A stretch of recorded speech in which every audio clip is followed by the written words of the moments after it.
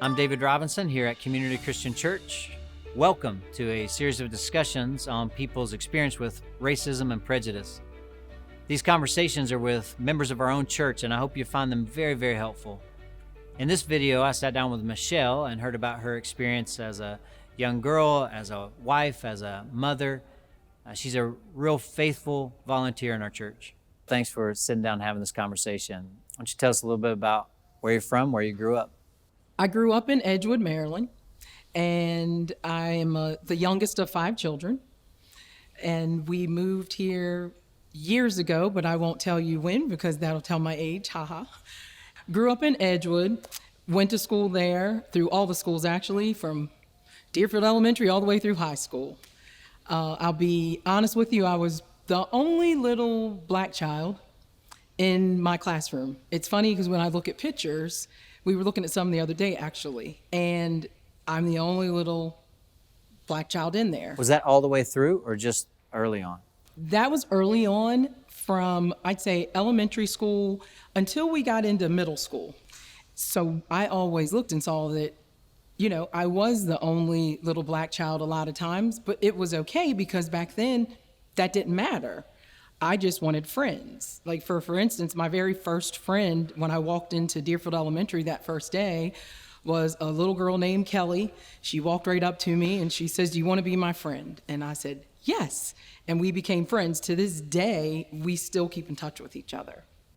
So you weren't really aware of all this, being the only black child in the classroom. It wasn't something that was front and center for you at all? No, because my father is Bohemian, and God rest his soul, he passed away in 2010.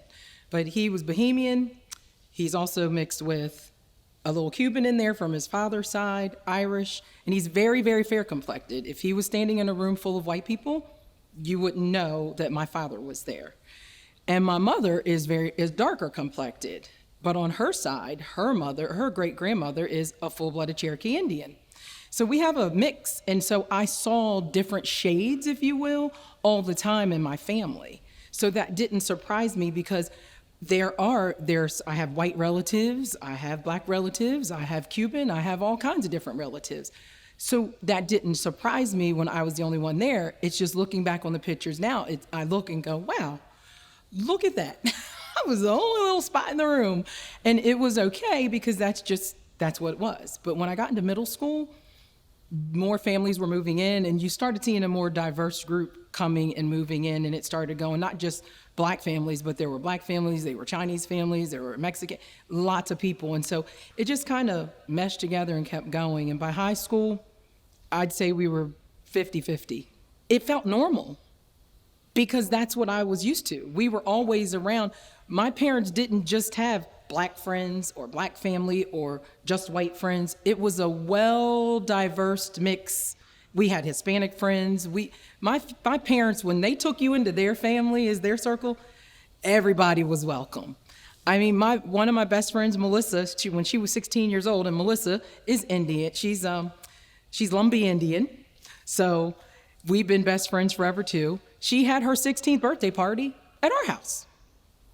That's just the way it was. My parents opened their door to anyone who wanted to come in. So I would say it stayed normal for me because I just saw, there's more people of all different nationalities moving in. You learn from where you come from.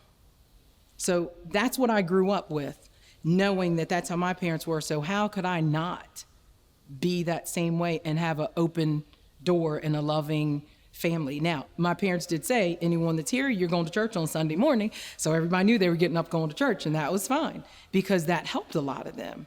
Because to this day, my mom and dad were Nana and Pop-Pop. That's who they were. They weren't Mr. and Mrs. Carey. They were Nana and Pop-Pop. For anybody. Anybody. Didn't matter who they were. That's Nana, and that's Pop-Pop. That's how everybody. And my dad's nickname was the Real Deal. When he got older, all the guys knew him as the Real Deal. So. That's good.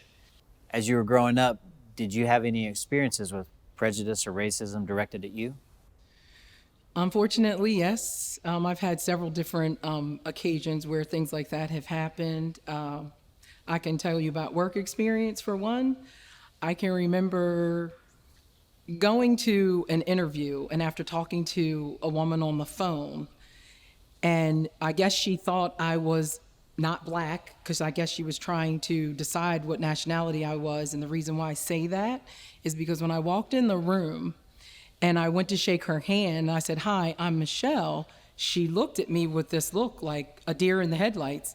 And I could just tell and I said, "Is there something wrong?" She said, "No, you just didn't look like you sounded on the phone." And to me, that took me back a bit because I knew what she meant.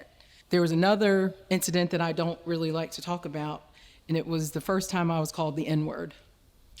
And I was really taken back. As a matter of fact, this was when I got into high school. I was like right into my last years of high school. And I was at the mall, as a matter of fact, with a couple of friends of mine. One was white, who was my boyfriend at the time, and my best friend since 5 years old, who was Corinne, and we are still best friends today, and she's Filipino. You can tell I love diversity, because I don't look at people for that, I look at people for who they are. But we were in the mall, and long story short, this girl pulled up and wanted the parking space that we had just pulled into. And she pulls up and she rolls her window down. She called me the B word, and we tried to keep walking and ignore it. And then she called me blanking N. I'm not going to say the word, but you know what the N is I'm talking about. And I have to tell you, I lost it. I just lost it to think someone immediately wanted to attack my character and call me that, and they didn't know who I was at all. But that was then, that was a long time ago. And the bad part is that still goes on today, though, because that word is used very fluently and a lot. Going to church, being a part of faith, how has faith influenced your outlook? My faith is the most important thing for me, because if I didn't have God in my life, I don't know where I would be. I can't imagine walking and not having God in my life to be the support system for me and the relationship, and to be able to lean and run to Him whenever anything's going wrong, but also when things are great, because you have to always keep Him front and center. And we were taught that, and all of my family, they're all the same way. You know, you need to be front and center with Jesus in your life, period. And if you don't, then you're going to have a hard way to go. And my faith is important, and that's what I have to have. So with these recent events in our nation, how has your faith influenced how you've dealt with this? How has your faith helped you deal with this? I cling to my favorite verse in the Bible, which is Proverbs 3, 5, and 6. Trust in the Lord with all your heart. Lean not on your own understanding, because I can't lean on my own understanding. Because in all my ways, I have to submit to Him so He can make my path straight. That's my verse that I cling to, especially now. And it's because there's so much hatred and evil going on with everything, with racism and systemic racism. It's real. And I keep asking God to keep guiding me to do things the right way and not rely on how I feel, but what He wants me to do. So my faith is very important, and I don't know what I would do. I don't know what I would do without it. So when you see a lot of the recent events, you know, whether it's the death of George Floyd or other things that are happening in our culture, what's that stir up in you? It's very difficult, because I've been very quiet. And after George Floyd, that wasn't new. That wasn't new. It just caught on film. And everybody, the whole world, got to witness a man being murdered. And at that moment, I felt like the gloves came off my hands. And I didn't get mean or nasty on Facebook. I just started getting more vocal and talking about what are we going to do as a people to change this? Because it's going to take all of us. Black lives do matter, because here's the bottom line. All lives can't matter if Black lives don't matter. So yes, that's real. You have to understand that's a movement. That's not saying other people don't matter. No, it's saying that this was a movement that came to fruition. And when George Floyd was killed, it enhanced everything in me because of my worry and fears every day, all the time. See, when you're a woman, whether you're a white woman married to a black man or you're a black woman married to a black man, you're a Chinese woman, I don't care. If you have a black man or black children in your family, and your prayer every morning has to be to pray that they can make it home safely so that their life isn't taken because of the color of their skin, that's not a prayer that I should have to pray every day. I should be able to pray for them to just be safe. Have a great day. Have a great day. But when my husband goes out, who's a 6'2" black man, my nephew's 6'5", their blackness is judged immediately just from looking at them. That's not right. That's not who we are. We are supposed to be one nation under God. And it gets me like this. I can't even talk about it without getting like this. I've tried and I can't. Is that what we've come to? What would you say to our church? I would say to our church, which we have a very diverse church, if you have questions or if you're unsure, just ask. Ask and educate yourself. And just, I'm not going to get mad and I've had plenty of my friends, my white friends. I have the girl Kelly I told you about. She sends me an inbox I could show you on my phone at least once a week saying, "Hey girl, just checking on you. How are you doing?" Because she wants to make sure I'm okay. She's like, she sent me a really long message telling me how I see your pain through the messages. And she says, "What can I do?" And it's like, just be proactive to learn and know what we're going through and get involved in some kind of way. So for our church, get involved like this. Talk. Figure out what's right, what's wrong, because we don't sit around and cry the blues. We as a black people, 99% of us are not asking you to just, come beg, please be in my face all the time and tell me I'm okay and everything's great. No, all we're saying is treat us as an equal. That's all we want. We just want to be equal. And so words are important, words are powerful, but actions are more powerful. When they both match up, that's beautiful right there. So what kinds of actions specifically when you think about family and influence, what do you do? What can we do? Don't lose the faith of thinking that this is never, ever, ever, ever, ever going to end. You got to cling to the hope. You need hope. And you got to have hope in God. And you have to have faith in God. And if your hope is not strong, your faith is going to be a little weak. So you have to bring both of them together. And I tell them to cling to that because you got to make sure that you know it's going to be okay. It's not okay right now. And I don't know when it's going to be okay. But if we don't do our part and you all don't actively not be nasty, don't be nasty. That's another word. Don't be nasty.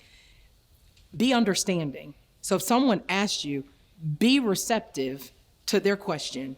And if you got to take a deep breath and wait before you answer it, even if you think it's a dumb question, it's not a dumb question because they really are lost and don't know. So have hope, have faith, and cling to knowing that God is on top of this. He sees it. He already knows the outcome. We just don't yet. But it's going to get there. And I have to share this with you that my mom laughs because she just sits there sometimes listening to us talk. And she'll sit there in her chair and we'll all be sitting in her room and we're talking about it. And then the one day she looked and she just laughed and she goes, And I just looked at her and was like, what's funny, Mom? She says, now you all are getting a little taste of what it was for us and what it was like for me going through it. She said, we went through this kind of stuff. It was bad. She said, but when you cling to God, you're going to be okay, because that's who's gotten me through, and that's who's going to get you through. And it's like, okay, Mom, thanks. Understand. I continue to appreciate the refrain of hopefulness that I hear from so many, in their perspective. That's a good thing. I hear you clinging to that too.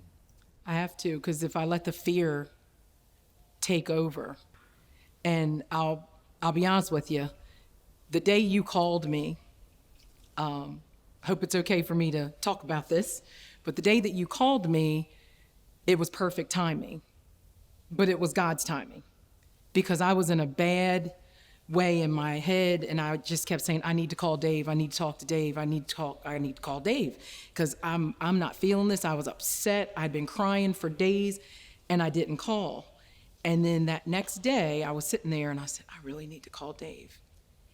And when I looked at my phone later and you called, you can remember as soon as you answered, I was like, David Robinson, you have no idea how bad I needed to talk to you. And all you wanted to know was, are you okay? And then you just listened.